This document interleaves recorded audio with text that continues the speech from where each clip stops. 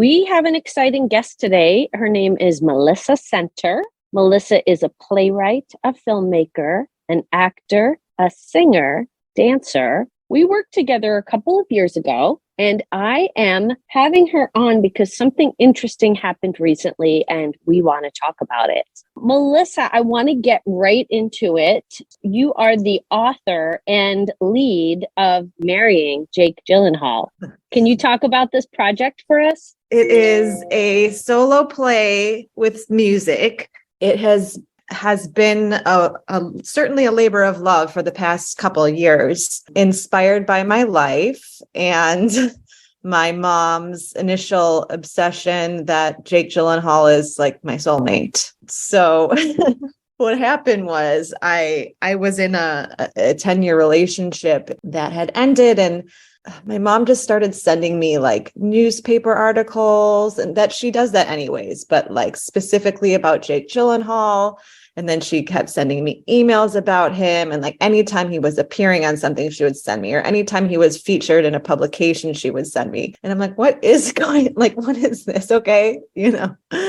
And it became like a thing. Like, so at first it was like, oh, okay, great. Like Jake Gyllenhaal is going to be on Ellen. All right. And then it would be like, Jake Gyllenhaal is most eligible Jewish bachelor.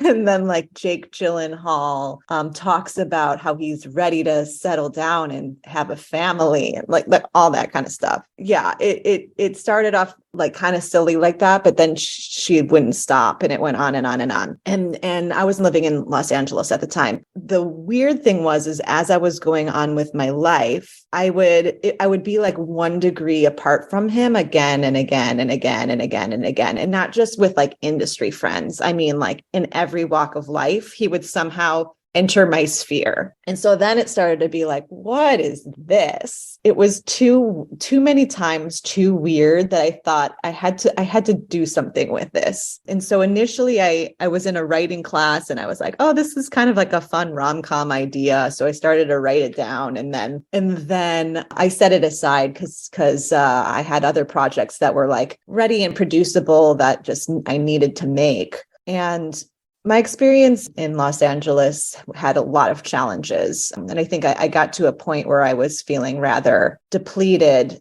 And a girlfriend of mine invited me to a writer's group. And I came not knowing what I was going to work on, because I had finished like a couple films. I was pretty exhausted and I just didn't have anything. But I thought, well, this is a good idea a good excuse to maybe like get the creative motor going again. So I went to the group, and something just like took over me, and it was like, it is time.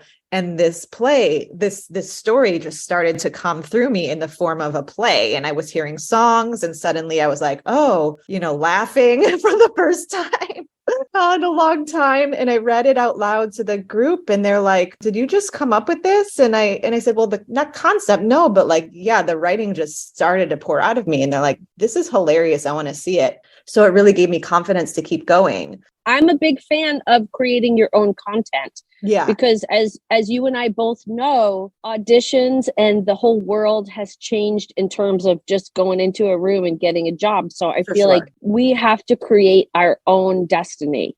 So yeah, keep going, please. So yeah, I had been on that track anyways, but really more in film, and I think, my foundation was in New York City, was on stage, was singing and dancing. And my stuff had been so sad. Like my content had been a reflection of, what I was experiencing at the time. And I was just like, oh my God. So this suddenly, as I was writing this, it was starting to breathe life back into me. To be fair, it's not just a funny story. Like it has woven into it a lot of really difficult experience that I had been through, but it was a new way, I think, of me acknowledging that. So I finished at least a draft rather quickly. And around that time, there was an event with Seed and Spark, which is a crowdfunding platform, a creative sustainability summit. And I signed up. I was like, this is cool. And one of the events was Mark Duplass, who, if you don't know, he's he's a very successful indie filmmaker in his own right with his brother, and a successful actor. He's on Morning Show, among other things, but like that is more recent, the next season is coming out. Anyway, I've always really admired him. So one of the big event of the day was he was going to be 3 filmmakers were going to get to pitch ideas to him. So you had to submit something in advance. I really didn't submit anything. And then my girlfriend was like, just put something in. And I was like, all right. So I had written a spec episodic for another program, but it was kind of heavy, and I had written about half, and then I was stalled on it, and it was about like inherited trauma. But I knew that Mark he's very vocal about his own dealings with depression and anxiety. So I thought, well, maybe I'll just put the log line in for that. He might have advice on like how to finish it. But it was super last minute. I put it in and then forgot about it. So I go to this event, and then coincidentally, my friend Angela, who had invited me to this writer group, and one other woman, Monique, who was a member, were there as well, but we didn't plan it. So we're like, oh, hey, and like we sit next to each other in the same row. And it's a really invigorating day, hundreds of filmmakers in this like big auditorium. And then it's the Mark section. I'm under the assumption that they notified the filmmakers in advance. And I literally turned to my friends and I'm like, oh my God, I'm so glad. Like I would not, like I wasn't chosen. I would not know what to say. And then they announced the first filmmaker, and everyone's like, yeah, woo. And then they go, Melissa Center. And I was like, I don't know what I'm doing. And they're like, you've got this, go, go, go. So my heart is beating out of my chest, and I go up on stage, and they call a third filmmaker, Melanie, who oddly, it was like this whole fortuitous thing. She was wearing this rainbow sweatshirt. We had been together on a women in film panel at Portland Film Fest, maybe a year or two prior. And she had been wearing that same like rainbow shirt then. So we were like looking at each other, like, what is happening? The fact that we were both on that stage amongst hundreds of filmmakers was like wild. The first filmmaker goes, she's like so in it to win it and like on top of it and eloquent. And I'm just like, oh my God, what's your show about? What's your show about? Like, speak English. And thankfully I went second, so I had time to kind of regulate my system and think of something to say. So I something at least coherent came out of my mouth. And then I said, I have to be honest, I've been really resistant working on this. And Mark looks at me and he, like straight in the eye, and I think he could feel it. So he's like, okay, knowing that, is there something that you're actually excited about? It just kind of blurted out of me. I'm like, well, I actually happen to be writing this play. And I didn't think to talk about this play because he's a film guy. Everyone was there for like film, but I'm like, I happen to be writing this play. And they turn to the audience, and I say, my mom is convinced I'm supposed to marry Jake Gyllenhaal. And everyone like cracks up, and he's like, tell me more. And he literally jumps out of his chair, and he's like, this is amazing. And so I go into the story, and then I go into the underlying thing about it. This idea of this kind of, I've had a hard time, and this idea of this like perfect person, right, is planted in your brain. And so journey of like, following that path, and the kind of foibles of like celebrity obsession, and this idea that there's someone out there who can like save you potentially, but then, that's a funky premise, right? Ultimately. So he just gets so excited about it and starts like acting out scenes with my mom. And then he's like, he suggested the narrative or the themes of the inherited trauma, like are welcome here in this space too. Like there is something to be said about this concept, and like the fact that it's coming from my mom, and what does that say? So I was like, okay. And then he's like, part of the whole pitch thing was very practical. So he said, what are next steps for you? And so I thought, well, this is a play. This is a new play. I was thinking, a fringe would be an appropriate way to start. And he's like, that's a great idea. This is a play, and you should get a space and film it so that you have it. You can always do it on iPhones, which, by the way, we got in our freaking goodie bags at the end. We got 11 Pro Max iPhones. They were like sponsors. I like literally cried. You have to understand, coming into this event, I had a conversation with my friend, the one who suggested I pitched, where I was literally, I don't know if I believe in like magic or dreams anymore. And then I was selected, and I'm getting like a little emotional, or I pitched this thing and I was also like struggling financially. And so I pitched this thing and like everyone's excited about it. And so he tells me I have to film it. And I'm like, that's a great idea. I wouldn't have thought about that because it's a play. And then there had been music in it that I had heard like existing songs to, that I was kind of doing spoofs on, changing the lyrics. And I asked him about that. He's like, that could be really tricky. I think you should try to make it original. So I was like, okay. So then I went back to the revision, and then the sections were existing songs where I came up with something new. So all of a sudden I'm like writing songs my first time. But yeah, so at the end of the pitch, he's like, on behalf of the sponsors or whatever, like, we want to thank you. Here's a goodie bag. So like we pulled out this iPhone. I like burst into tears because mine was cracked and like busted. And I just was so overwhelmed. And then there were these 3 books that were given, like these art books, one of which said magic. So it was just like, the universe. So after that, then people were coming up to me. They're like, oh my God, I bumped into Jake Gyllenhaal and and all these stories. And I'm like, yes, of course, and people were really supportive. And so I just had a lot of juju to move forward. So then I was like, okay, this is happening. This Fringe thing is a great idea. I happen to be looking, I looked up Edinburgh Fringe because that's like, the biggest. And I was just poking around what was going on at the time. And I learned that Jake Gyllenhaal was going to be in London on the West End doing Sunday in the Park with George with Anna Lee at the same time as the Fringe. So I was like, this is happening. I'm going to bring the show to Edinburgh. I'm going to get a ticket to Sunday in the Park. I had done an episode of Masters of Sex with Annalie Ashford, and her husband is dear friends with like one of my dear friends.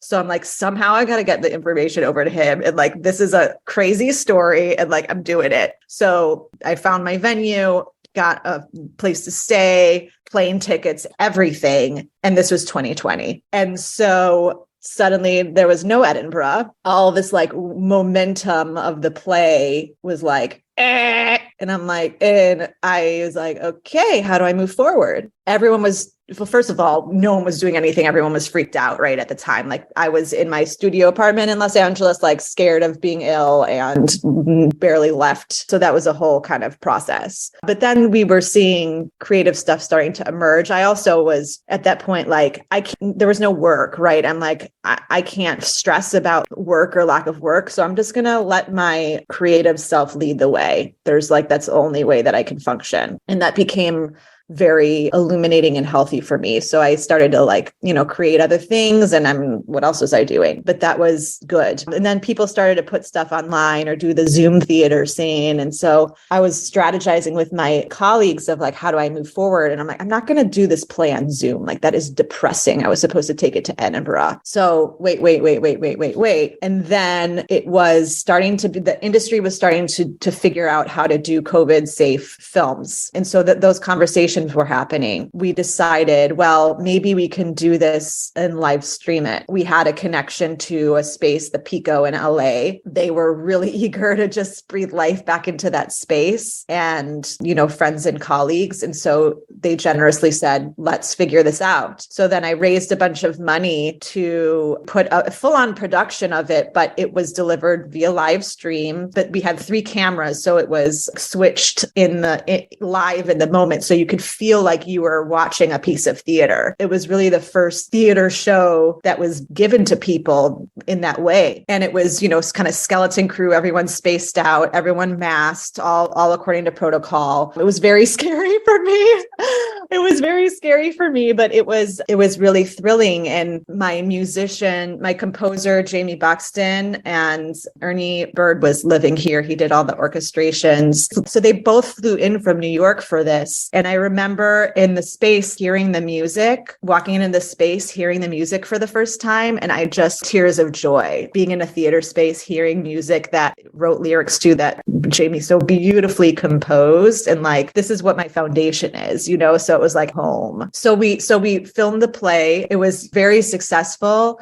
We raised enough money through the Seed and Spark to put it all together, and ticket sales for people who weren't able to or didn't know about the crowdfund. We raised then additional money to give to Artist Relief during COVID. So like a couple $1,000s to some partners for artist relief. So that was also just really exciting. And it was thrilling for me to do this play. You know, it was a risk, right? It was live theater, I mean, to camera, which was weird, but there was no stopping. There was no cutting. Like I was doing this in the moment. And the response was really, really strong. And then we spent the next several months, you know, I had the footage. So the next plan was to cut it together. So I had something, you know, that was usable. That took a while. There were some challenges with that process, but that's a whole other story. But ultimately, then I had something that I programmed into Edinburgh Digital the next summer because they had a hybrid festival. It wasn't going to be feasible for me to go in person, which is a shame because I know it was thrilling for people to finally be in person, but I was able to program it digitally.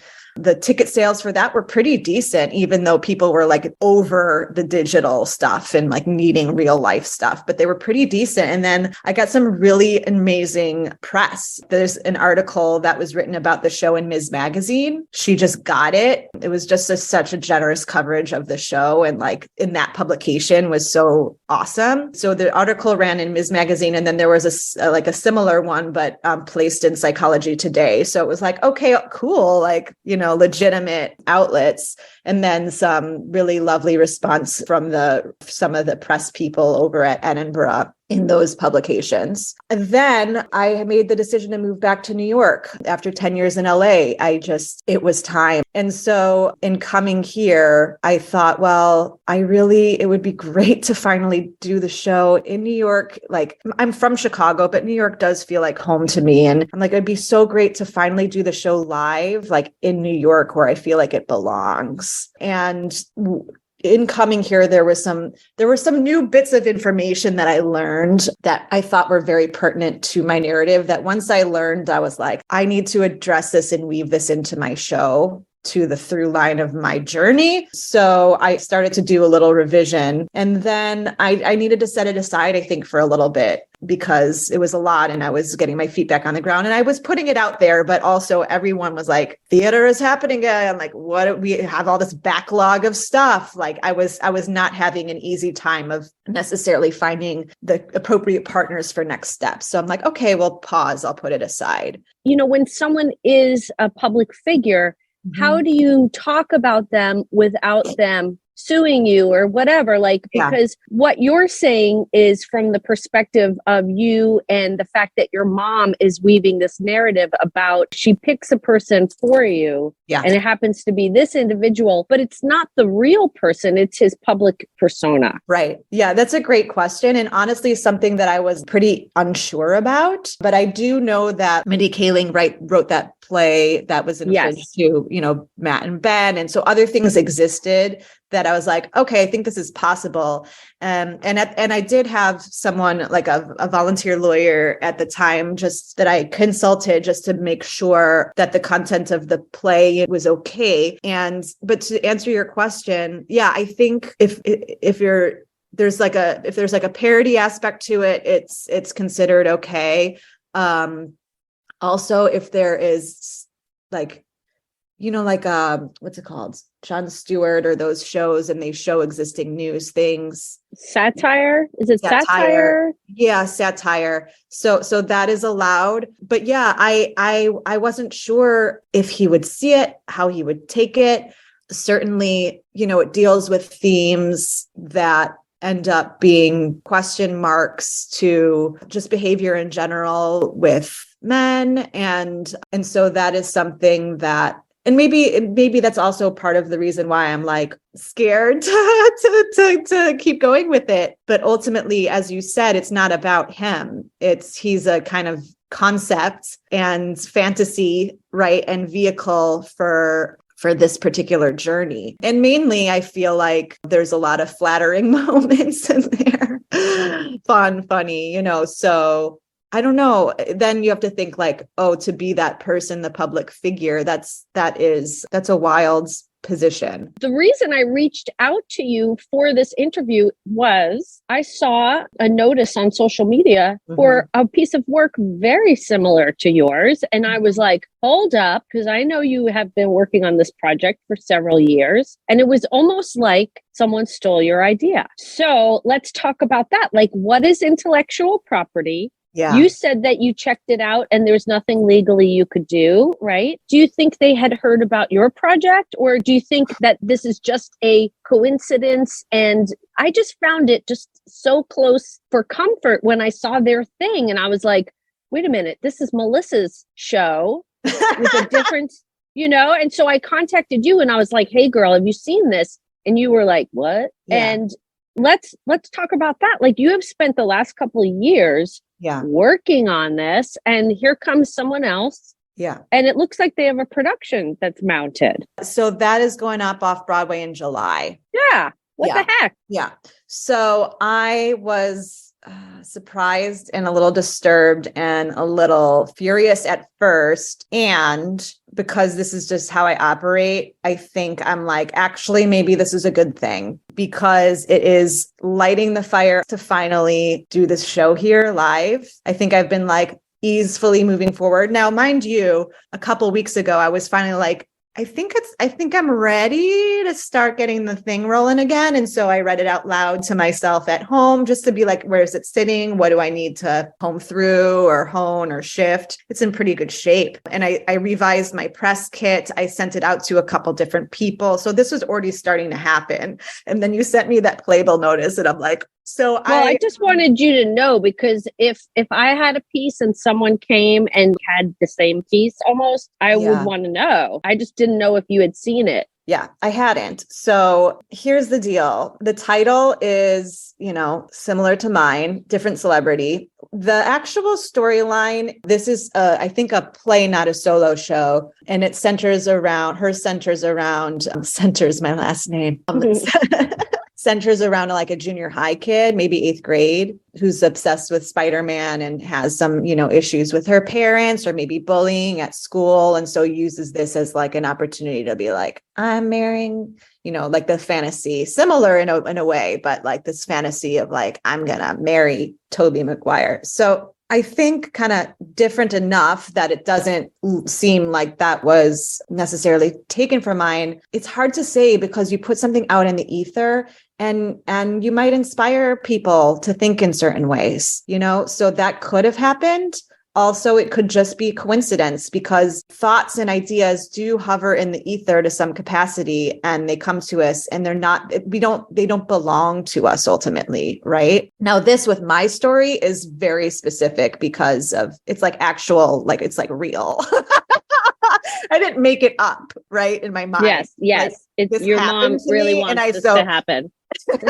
And so like I used it to make a story around. So that's like slightly different. So but this playwright, I don't know, she's much younger, and what's exciting for her is that this is, I think, her like a big debut. So it could be coincidence. I have zero idea, but legally, there's nothing, because you can't copyright a title and you can't copyright like a concept unless I see the play and I'm like, this section is taken verbatim or whatever from my experience, right. Then that's nothing. Now, what I thought was, okay, first of all, this is positive because it's forcing me to be like, okay, let's go, and start to put pieces together to do this.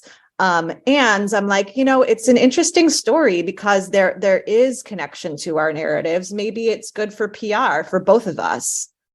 Yeah. Maybe it can be turned into a fun story. And garner. Do you have support. a New York publicist? I don't. I have someone who worked with me for one of my short films, who I just reached out to consult, just like, hey, what would you suggest here? And so, she was certainly supportive and was in agreement that this could be like a fun story. But that's something that I'm, going to be trying to do some outreach on myself. Just, resources currently, I have to like wait. But yeah, so in the meanwhile, I'm, reaching out to potential venues, and I really would like some adequate support around myself and the show, because I really self-produced the whole thing up until now. And so I think I'm ready to have some, like, some additional support around that. What's a way for people to contact you? Because this audience, there's all kinds of theatrical folks who listen to the podcast, and maybe someone has some money to invest. Wouldn't that be lovely? That would be lovely. Can you give us your website or any, your contact info? Yeah, sure. So, my website is just my first and last name, melissacenter.com. There is a website for the play with a trailer on there, Marrying Jake Gyllenhaal, theplay.com. So if someone wants just like more basic information, they're welcome to visit that. And anyone can email me. It's safe to say my email here, right? Yeah, of course. It's just melissacenter@gmail. Yeah. So, and I'm on socials like Instagram @melissacenter. So I'm findable. So yeah. Now, I wonder, I'm sure he found out about your show, and I wonder if he was just like, this is cool, or like, what the heck? I have no idea. Yeah, it's just everyone asked me too, because they're like, he has to have heard about this, because it was very much like in the ether. And yes, but I didn't hear from him or any of his people, so I'm curious moving forward what might happen. I saw that production of Sunday in the Park, and he was quite fine in that. I was surprised actually at how well he sang, and that's a lovely piece of theater, and it's one of my favorites. And I felt like both he and Annalie did justice to it, considering the icons who originated the roles, Mandy Patinkin and Bernadette Peters. Yeah. So I was like, wow, great job. So Melissa, I am so amazed and proud of your work. I think it's fantastic. And I'm excited to see what happens from all of this gardening in terms of planting the seeds of this, growing this project. And I think in the future too, with whatever else you do, the fact that you did this thing, it will help propel you to the next project. Yeah, it's certainly been quite a journey. It's still, there's a lot of deep stuff connected to it that, in this moment of time, the universe is also like, it is time. It's like mildly terrifying, but I'm also like, no, this is all really good. You talk about your podcast bringing you a lot of strength, and it's certainly, I've felt the same in terms of making my own work and putting it out there, and standing in that has been like an incredible gift. And I think pandemic too has been like, ooh, you can hide a little bit in your room behind the Zoom, and like now everyone's emerging in a new way. And I feel like I'm kind of emerging in a new way, and in an old but new town. So I'm certainly excited and like very curious how this all unfolds. And me certainly too. Thank you for, not thank you for sending me that article, but like also thank you for sending me that, because literally it was like the match was lit. And I'm like, there's no turning back. So you certainly propelled me forward, and just cool. Thank you for first of all, chat. I love social media. Some people hate it, but I love it because even when you lived in LA, I was able to see what you were doing, and we worked together and we got along great. And so whenever your name pops up on my social media feed, I'm always like, oh, wonderful. And even though we don't talk to each other often, you're still in my circle, in my world. And so I knew you had this project. And then when that other project popped up, I was like, hold up. And I felt very protective. I was like, no, this is not happening. They are not stealing her idea. Everyone has ideas, right? And everyone kind of uses things from each other. That's what artists do. We inspire each other and we propel each other forward. However, I didn't want someone to take all of your labor and, get something out of it that off of the work that you had done, off of your back, basically. You know what I'm saying? Yeah. So that's why I was like, girl, take a look.